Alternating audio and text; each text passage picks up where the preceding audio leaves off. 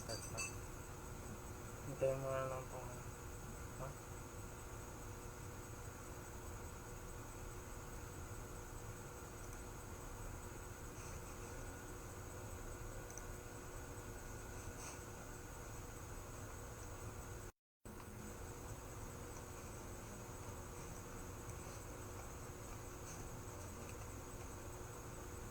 Naka-live na yan.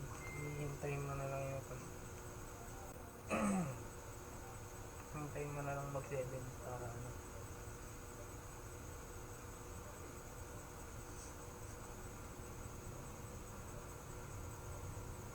Wala pa rin.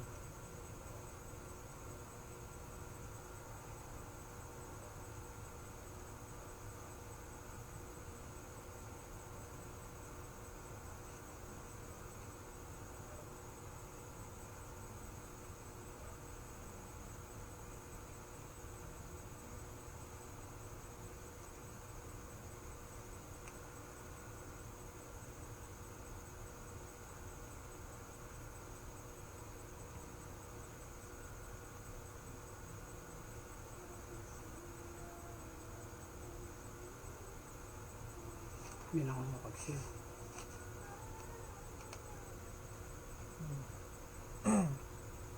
Tagal lang yung loading.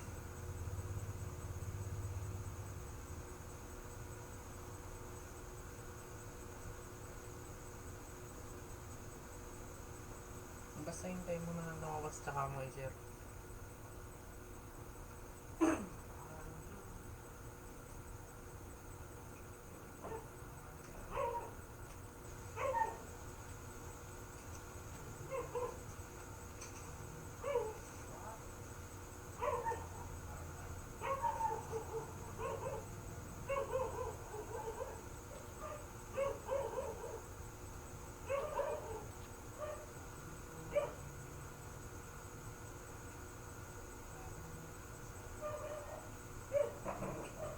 Meron na pala.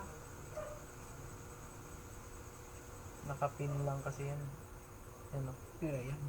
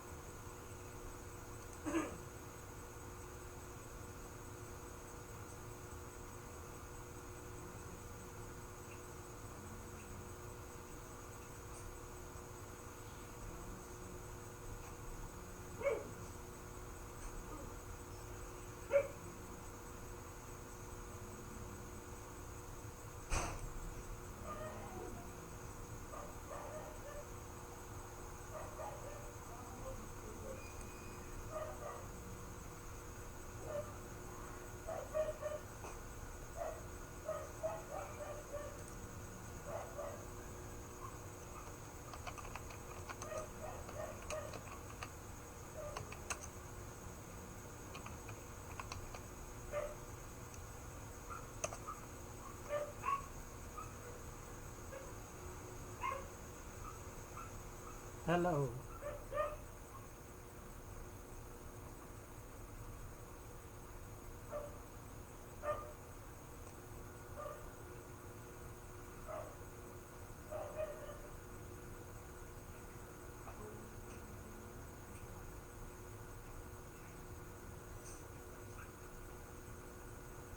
Audio test. Audio test.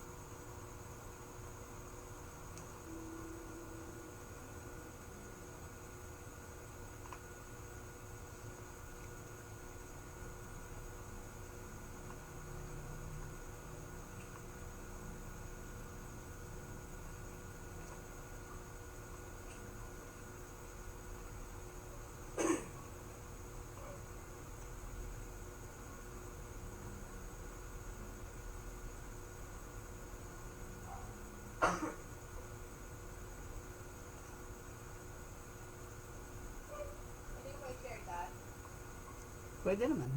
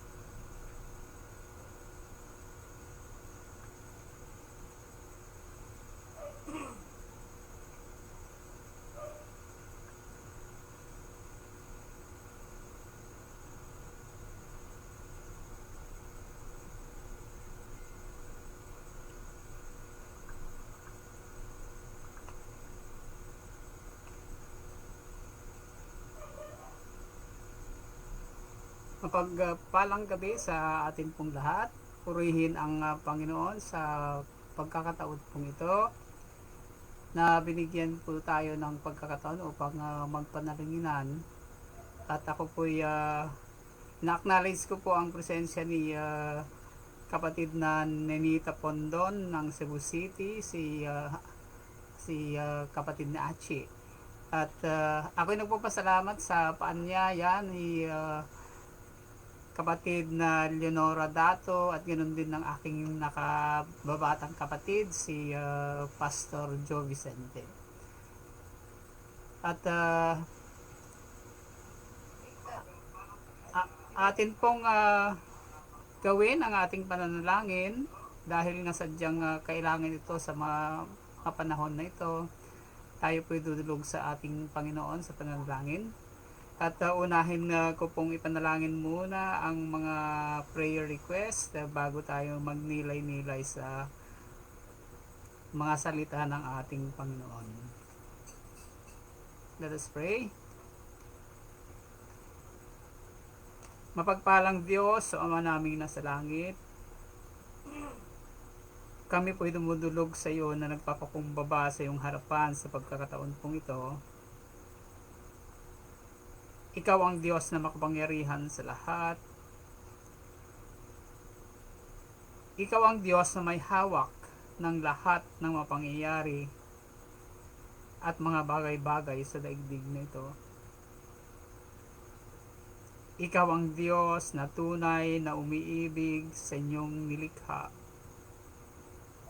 at tapat sa lahat ng mga kumikilala sa iyo, sumasampalataya sa iyo, sa pamagitan ng anak mong si Jesucristo. Sa pagkataon pong ito, Panginoong Diyos, hinihiling po namin ang presensya ng iyong banal na Espiritu sa gawaing ito, sa gabing ito, Panginoon. At aming pong dinudulog sa iyo ang mga kahilingan ng mga kapatid. Dahil nagtitiwala kami na ikaw ang makapagbibigay na lubos na kasagutan sa lahat ng aming mga panalangin. Sandigan namin, Panginoong Diyos, ang inyong mga pangako. At sadyang ikaw ang Diyos na tapat sa lahat ng mga tumatawag sa iyo magpakailanman. Dinadalangin po namin, Panginoong Diyos, ang kapatid na Jean Grace Tangonan, na sa pamamagitan po ng iyong kapangyarihan at habag, Panginoong Diyos, mapabilis ang kanyang paggaling. At naway, Panginoong Diyos, sa mga test na gagawin sa kanya gaya ng lab exam at CT scan, makikita sana, Panginoong Diyos, na sadyang gumalaw ka sa buhay niya at lubos na ang kanyang kagalingan. Dinadalangin po namin, Panginoong Diyos, ang kapatid na Delia Agustin Valenzuela. Pagkalob mo sa kanya ang sapat na kalakasan at kalusugan. Ibalik mo, Panginoong Diyos, ang nawalang kalusugan sa kanya.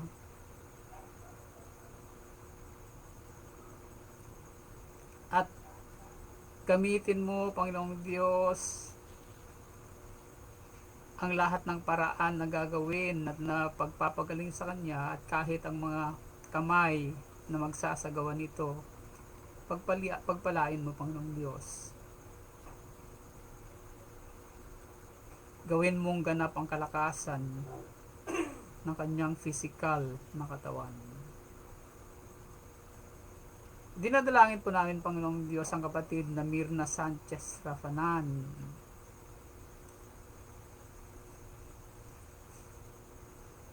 Sa pagkakaroon niya, Panginoong Diyos, ng mga iba't ibang karamdaman, na sana'y maging malahiya siya sa COVID, ganun din sa kanyang taglay na diabetes, at maging matagumpay ang speech therapy wellness na kanyang na isasagawa para sa Kanya. Dinadalangin din po namin, Panginoong Diyos, ang kapatid na Jocas Ramos. Ipagkaloob mo sa kanya ang sapat na karunungan sa kanyang pagre-review na kanyang mga lessons, Panginoong Diyos. At tulungan mo po siya na itong mga bagay-bagay na kanyang nire-review sa ngayon ay manatili sa kanyang isipan upang sa ganun, Panginoong Diyos, sa pagdating ng kanyang examination, may pasa niya ito, Panginoong Diyos, ang Chicago State Board exam niya. Dinadalangin po namin, Panginoong Diyos, ang pamilya ni kapatid na Concepcion Cristobal Bunsol. Iligtas mo sila, Panginoong Diyos, sa pandemyang ito ng COVID-19. Ganun din po, Panginoong Diyos, ang ganap na kagalingan ng kapatid na Milet Fulgar na nagkaroon ng triple heart bypass. Panginoong Diyos, pagkaloob mo sa kanya ang mabilis na paggaling at balik mo sa kanya ang sigla, lalo na ng paglilingkod sa iyo. Dalangin din po namin, Panginoong Diyos, ang ganap na kagalingan para kay kapatid na Rami de Asa dahil sa COVID-19. At dinudulog namin ang kanyang pasasalamat, Panginoong Diyos, dahil man naging critical, kung naging critical man ang kanyang naging kaso, Panginoong Diyos, sadyang sa pamagitan ng tulong mo, bumubuti ang kanyang pakiramdam at pinagpapatuloy namin dinadalangin na ipagkaloob mo sa kanya ang ganap na kagalingan. Ganon din po, Panginoong Diyos, idinadalangin namin, hinihiling sa iyo ang ganap na kagalingan ng kapatid na Amelita Celestra. Ipagkaloob mo sa kanya ang ganap na kalakasan at kalusugan. Kahit po, Panginoong Diyos, sa nararamdaman niya sa ngayon ang pananakit ng kanyang tuhod, tulungan mo nang sa ganun, Panginoong Diyos, maalis ang pananakit na ito at maging maayos ang kanyang pagtayo o paglakad, Panginoon. At sa ano pang mga kahilingan ng mga anak mo na nandirito ngayon na nakikiisa sa gawain ito, dalangin po namin na yung pagpapala sa kanila, at kung sino man po ang may karamdaman sa kanila, Panginoong Diyos, hipuin mo sila. Iparamdam mo, Panginoong Diyos, ang tunay mong pag-ibig sa bawat isa, na sadyang nandyan ka, na hindi mo iniiwan, hindi mo pinapabayaan ang lahat ng nananalig sa iyo. Sa natatanging pangalan ng Panginoong Yeswa, ito ay aking hinihiling. Amen.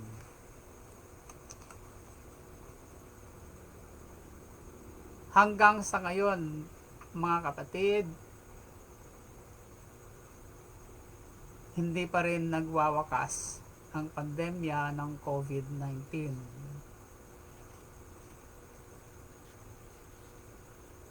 Mahigit isang taon na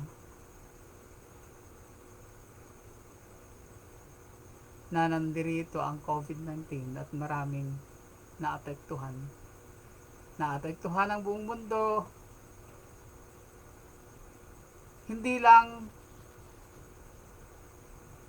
pati na mga mananampalataya, mga kapatid na mananampalataya ay naapektuhan nito. At sa tagal ng pandemya po ito hanggang sa ngayon na hindi talaga matukoy saan kaya talaga nagmula yung COVID na to. May nagsasabi na galing daw sa paniki. Yun ang pinaka-popular na sinasabi nila. Mayroon din nagsasabi ito daw ay biological warfare. Mayroon din nagsasabi ito daw ay dahil sa 5G radiation. Sadyang hindi natin alam. Subalit, maraming nagtatanong, maraming mananampalataya ang nagtatanong, bakit nga ba nangyayari ang pandemyang ito? At bakit naapektuhan kahit mga mananampalataya? Sadyang malaya ang tao na tumuklas ng kung anumang bagay sa ilalim ng langit. Subalit, alam natin at tayo nagtitiwala sa makapangyarihang Diyos na siya pa rin ang may hawak ng lahat ng mga bagay-bagay, ng lahat ng mga pangyayari. At nagtitiwala tayo na kailanman hindi niya pababayaan ang lahat ng sumasampalataya sa Kanya. Ang bawat mananampalataya, pag kinakaharap ang mga problema kagaya nito, mga problema kahit mabibigat, sadyang taglay nila ang pag-asa. Dahil sa pananampalataya na tinataglay din nila galing sa Panginoon. At hindi nila nakakalimutan ang lumapit sa Diyos. At sa mga ganitong pagkakataon ngayon, halos na lahat siguro ng mga mananampalataya ay lumalapit, naninigluhod sa harapan ng Panginoon. Maaring sabihin natin na ito isang magandang kaganapan. Subalit, ganun pa rin, may pag-aalala tayo, may kalungkutan tayo dahil sadyang maraming tao na apektuhan. Nagkakaroon ng maraming karamdaman ang maraming tao sa sanlibutan at marami din ang mga namamatay kahit pa ang mananampalataya, kahit pa mga lingkod ng Diyos.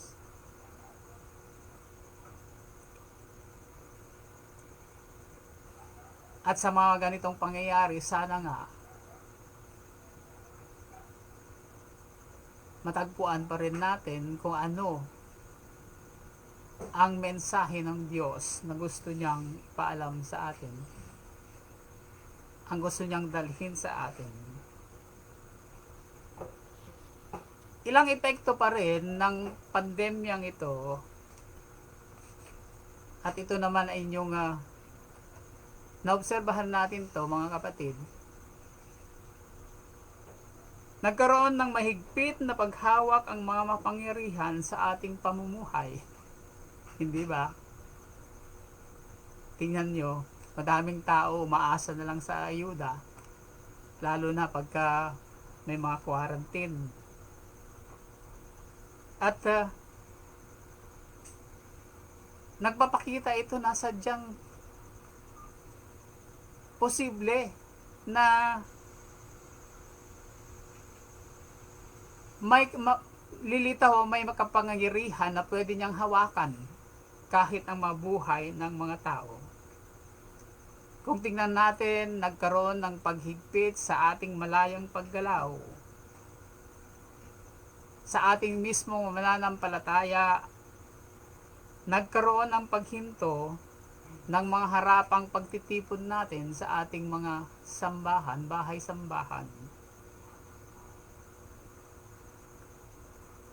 Dahil gusto ng tao na tayo'y gumaling at mapuksa yung problemang ito, ginagawa lang ngayon ang sapilitang pagbabakuna. Dahil ito ang kaalaman ng karamihan na sadyang magpapahinto o kaya magiging proteksyon sa mga tao nang sa ganun nga ay hindi na lumala ang kanilang karamdaman at magkaroon sila ng kapangyarihan upang labanan ang COVID na ito. Nagkaroon din ng paghihigpit sa ating malayang pagbibiyahe. Hindi na tayo nakakagalaw kagaya ng dati na malaya tayong pumunta kung saan natin gustong pumunta. At dahil dito, kahit yung gawaing pagpapahayag ng salita ng Diyos, evangelizing different areas, nagkakaroon ng mga restrictions. At alam natin na ang lahat-lahat ay nagnanasa na sana ay magkakaroon na agarang lunas sa pandemyang ito. Ano kaya kahahantungan nito?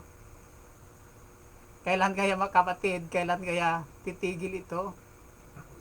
Kailan kaya mawawala yung bisa ng COVID na ito? Wala pa rin po tayong mga katiyakan kung kailan ang takdang panahon.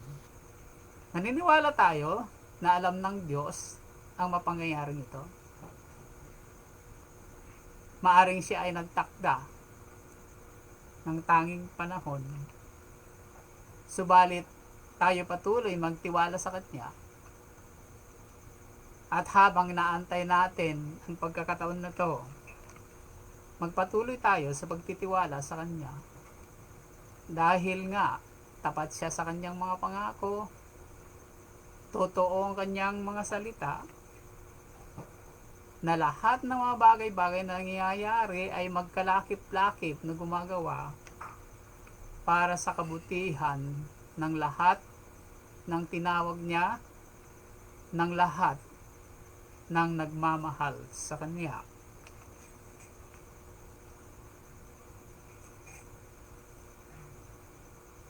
May katanungan ako, sakali mang dumarating yung panahon na yon na mapawalang bisa na itong COVID-19,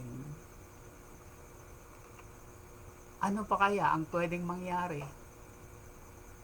Isasagawa ng mga tao na may kakayahan o may kapangyarihan na maaring magdudulot pa ng kagaya ng pandemyang ito na nangyayari sa ngayon. Hindi lingid sa atin na may mga grupo ng tao na nagbabalak at nakikita natin na ngayon ang mga signs na mabagay nito. Nais nila magkaroon ng one world currency o kaya magkakaroon ng one world economy o one world government, at ito pa, one world religion.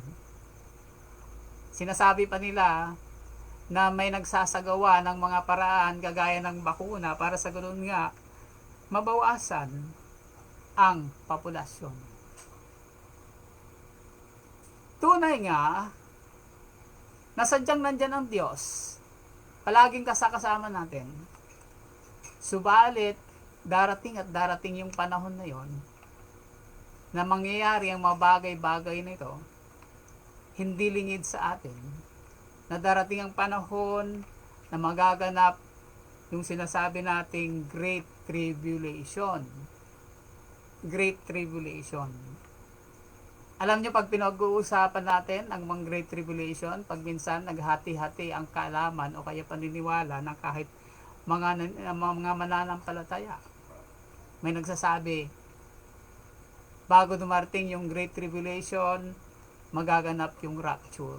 May nagsasabi na papasok muna sa kalagitnaan ng Great Tribulation bago magra-rapture. Meron ding nagsasabi na ang rapture daw ay pagkatapos ng Great Tribulation. May kanya-kanyang mga ginagamit na mga pangdepensas kung ano man ang kanilang pananampalataya o paniniwala. Pero pag minsan nagtatanong ako, sabi ko, sige nga, gusto niyo ng pre-trib, ng mid-trib o kaya yung post-trib? Gusto niyo na ang iglesia ay papasok sa Great Tribulation? Sabi ng iba. Kasi nga naman lalo na yung mga mid-trib, sabi nila, kasi nga naman yung first 3.5 years ay panahon ng prosperity sa buong mundo. At sabi nila, gusto rin naming maranasan. Ang tanong na ipakita sa atin, sa pamamagitan ng pandemyang ito, maari palang hawakan ng pamahalaan o sino mang tao ang makalayaan o kaya kahit yung pagkain ng tao. Nais ba natin na tamasahin ang kaunlaran sa first 3.5 years na tribulation, na alam natin ang nagpapalakad ng daigdig at nagpapalakad ng prosperidad na yan ay ang Antikristo? Ewan ko, gusto nyo ba? Dahil nga, mawawalan tayo ng kalayaan bilang mananampalataya pagdating ng panahon na yon. At isa yun yung dahilan kung bakit mas naniniwala pa rin ako na hindi papayagan, pahintulutan ng Panginoong Diyos na papasok ang kanyang iglesia sa panahon ng Great Tribulation kahit pa sa first 3.5 years. Sadyang darami ang karahasan sa daigdig na ito dahil nga sa pagkataong iyon, unti-unti tayong lumalapit sa panahon na yon na maghahari ang Antikristo at lalong dadami ang karahasan sa panahon na yon. Gusto kong ipaalala sa bawat isa sa atin sa gabing ito ang tungkol sa talinghaga ng 10 mga dalaga na nag-antay sa pagbabalik ng Panginoong Jesus.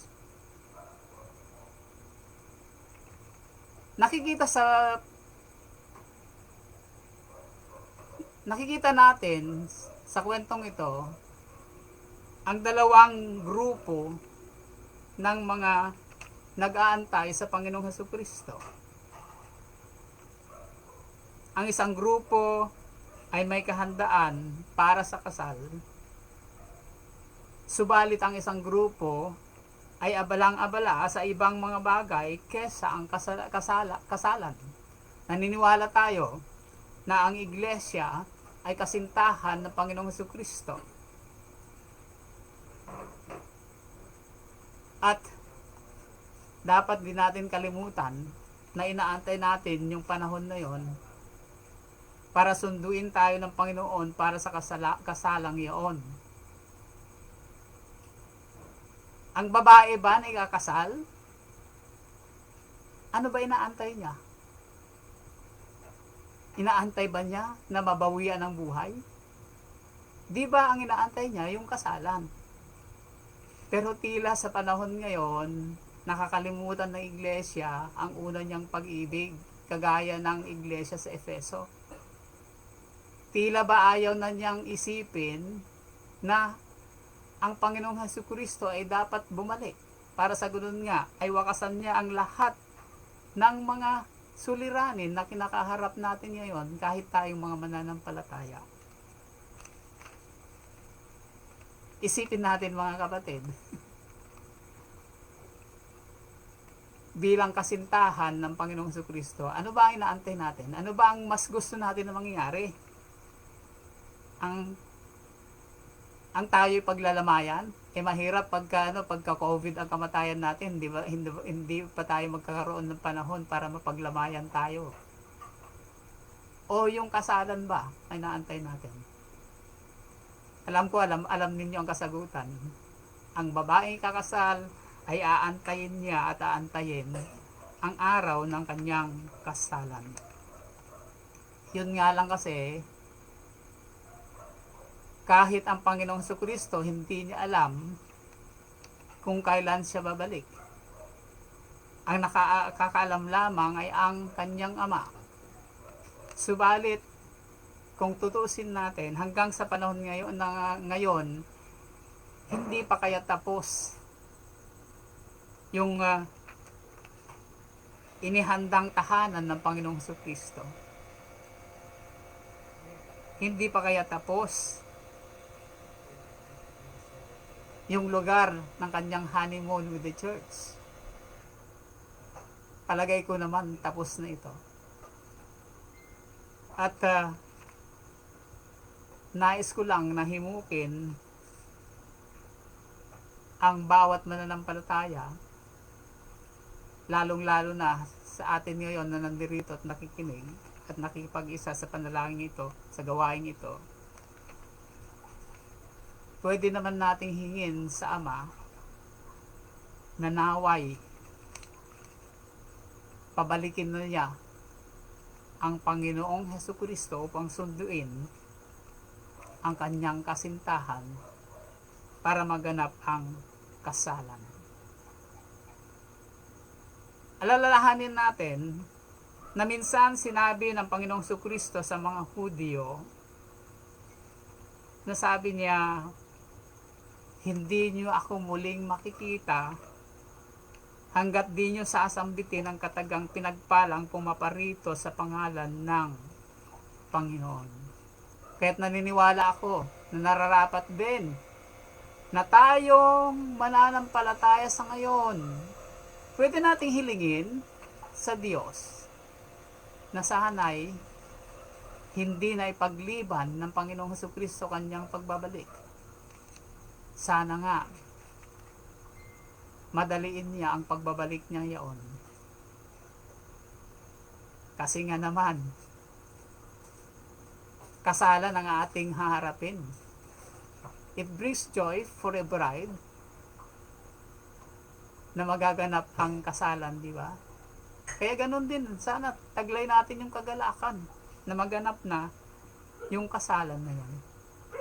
Dahil isa itong kaganapan na ipinangako ng Diyos sa atin. Kaya tanggapin natin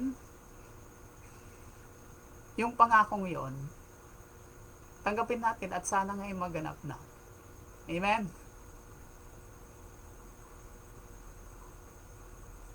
Patuloy ang pag-inog ng mundo. Subalit sa mga ganitong pangyayari sa ngayon, maipapaalala sa atin na ang ganap na pag-asa natin na magbibigay sa atin ng comfort o kaaliwan sa mga pangyayari ay ang pagsundo ng Panginoong Jesucristo sa kanyang iglesia. Kaya sana nga makita natin yung kahalagan nito. Ulitin ko, magkaisa rin tayo na ipanalangin na sana'y pabalikin na ng Diyos ang kanyang anak upang sunduin ang kanyang iglesia. Amen. Pagpatuloy natin ang ating pananalangin, pagpapatuloy natin ang ating bansang Pilipinas. Ipagpapatuloy natin, ipanalangin ang daigdig dahil sa COVID-19 na ito. Ipagpapatuloy natin na sa mga panahon na ngayon, itong panahon na ito, ipagkaloob ng Diyos ang lahat ng pangangailangan, lalo na ng mga manampalataya, at sana kahit ang ating bansa magkaroon ng righteous governance sa mga namamahala.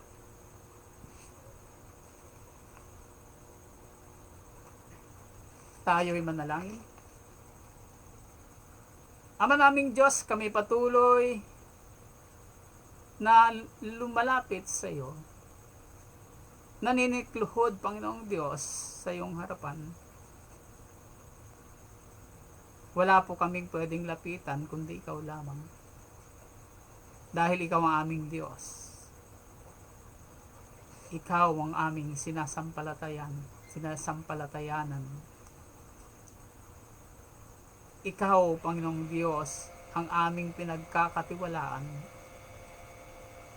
Sadyang walang kahulugan ang buhay namin kung wala ka sa amin.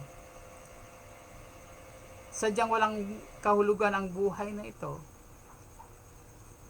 kung hindi ito ay dahil sa iyo at gugugulin ang aming panahon para luwalhatiin ang iyong dakilang pangalan. Dinadalangin po namin, Panginoon, na sana'y lipulin mo na ang COVID na ito nang sa ganun, Panginoon Diyos, maibalik sa amin ang kalayaan, lalo na ang kalayaang magsamba, sama-samang pagsamba, ang kalayaang magpapahayag ng iyong salita kahit anumang dako. At sa gagawin mong ito, Panginoong Diyos, naniniwala po kami na matataas ang iyong dakilang pangalan. At sana nga ito rin ay maging paraan upang maraming tao ang lalapit sa iyo at tatanggapin ang Panginoong Kristo sa kanilang buhay. Ipakita mo sa buong sandaigdigan, Panginoong Diyos, ang kapangyarihan mo. Na sadyang ikaw ang Diyos na makapangyarihan sa lahat. May hawak sa lahat na mapangyayari. At naway matuto ang lahat ng mga tao na lumapit sa iyo na may pagpakumbaba at magtiwala at tanggapin ka na ikaw ang dapat mamuno sa bawat puso ng sino mang sa inyong mga nilalang. Patuloy naming dinadalangin, Panginoong Diyos, ang kagalingan sa karamdaman dahil sa COVID. Hindi lang mga pinanalangin namin kanina, Panginoong Diyos, kundi kahit pa, lalo na ang mga anak mo na nakakaranas ngayon ng mga karamdaman dahil sa COVID nito. At dinadalangin po namin, Panginoong Diyos, ipagkalob mo ang wastong pamamahala sa COVID kung sino man ang nasa mga posisyon sa ngayon. Na sana'y, Panginoong Diyos, ang kanilang mga hakbang at gawain ay hindi magdudulot ng ikakasama pa ng mga pamilya, ikakasira, Panginoong Diyos, ng kalayaan ng mga pamilya.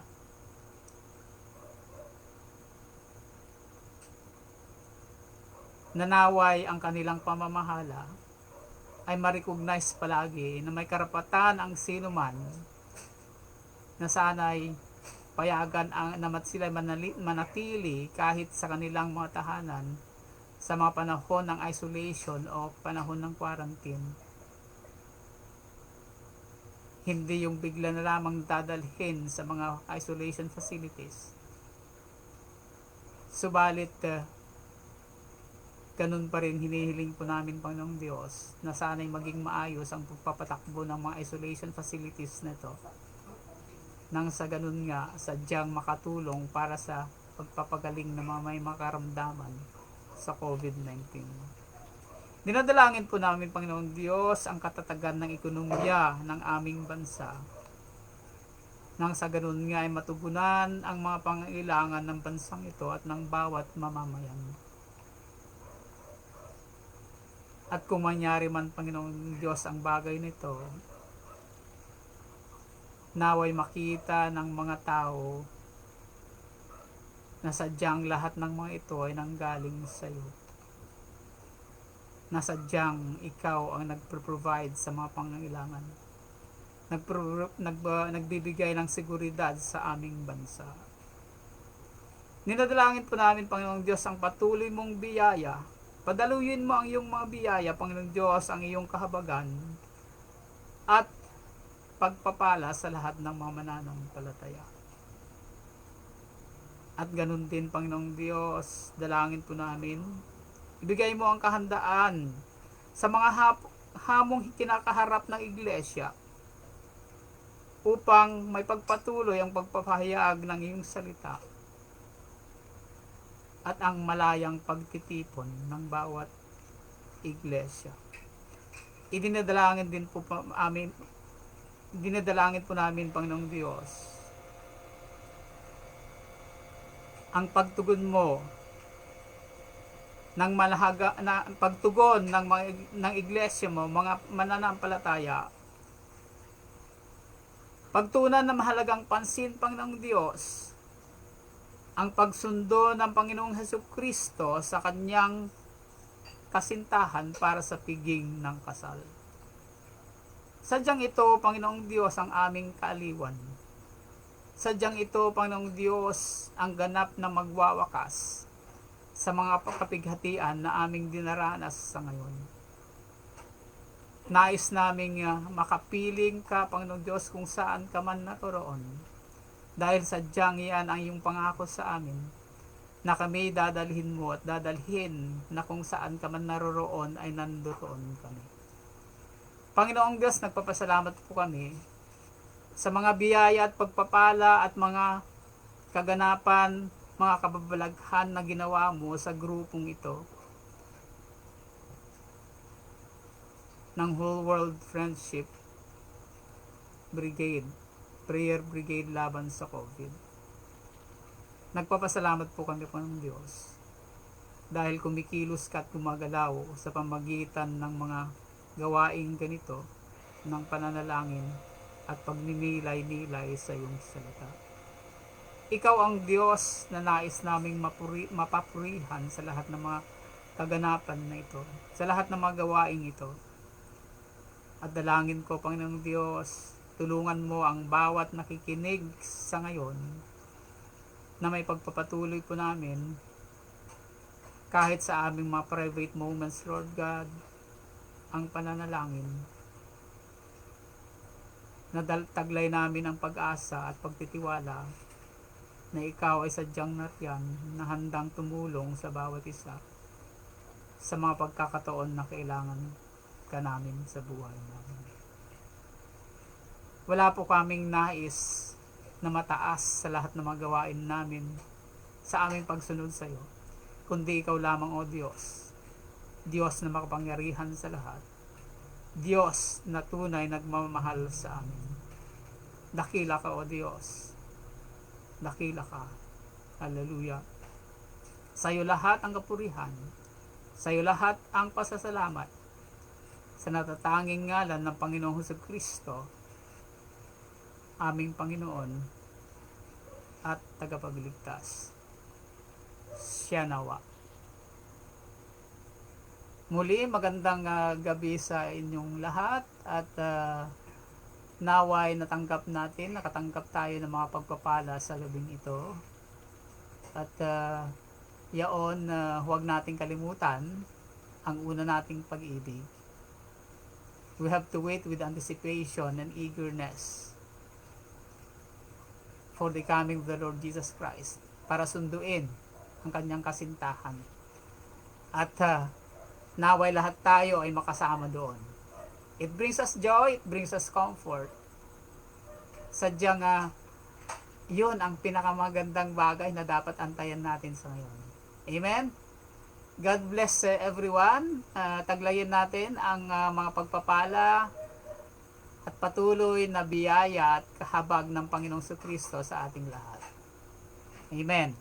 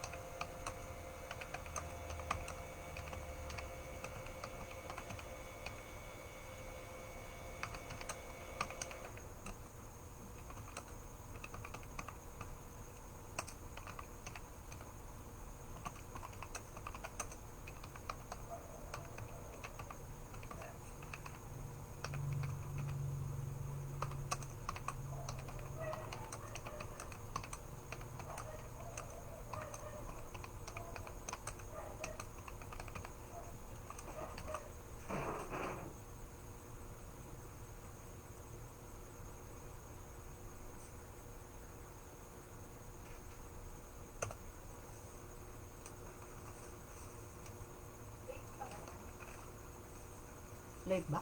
Mag-ano ka ng 5 minutes para ano, matapos yung video.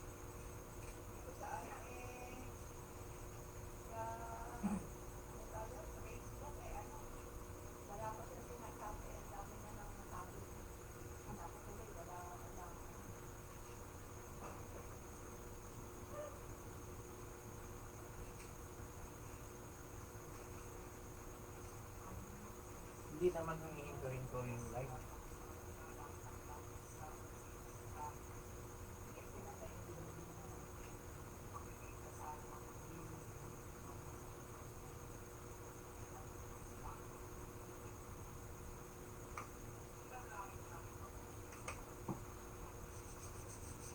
Okay na siguro i-end yan.